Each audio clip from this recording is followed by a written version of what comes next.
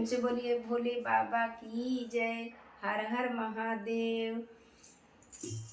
अजी सात समुंदर पार जई के जलवा लैलिए भोला जी। आजी जलवा लैलिए भोला जी। आजी खोली ना के बढ़िया जलवा धार ले भैये भोला जी। आजी खोली ना के बढ़िया जलवा धार ले भैये भोला जी। सात समुंदर पार जई के जलवा लैलिए भोला जी। आजी जलवा लैलिए भोला जी। आजी खोली ना के बढ़िया जलवा धार ले भैये भोला जी। आजी धार ले भैये भोला जी।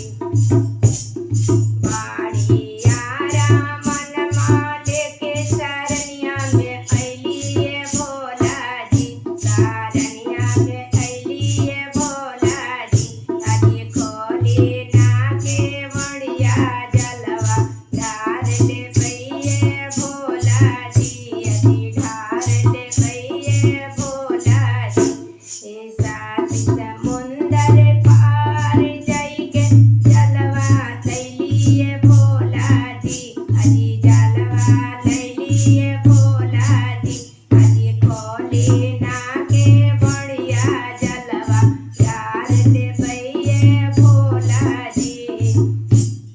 बाड़ी दूर से पैदल चल के सरनिया में अलिए भोला जी। सरनिया में अलिए भोला जी।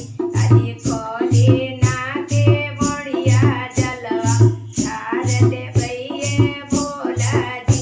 आजी खोली ना के बढ़िया जलवा धार ले भैये भोला जी।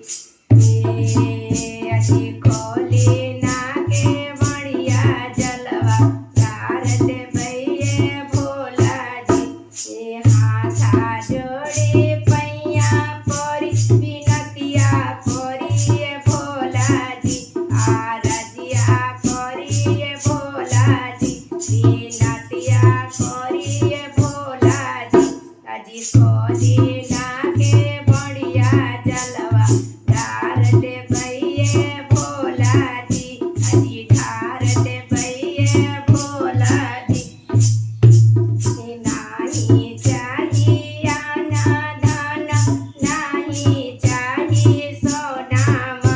आजी नाही चाहिए सोनामा। आजी हमारा के चाहिए बाबा तोहारो जी।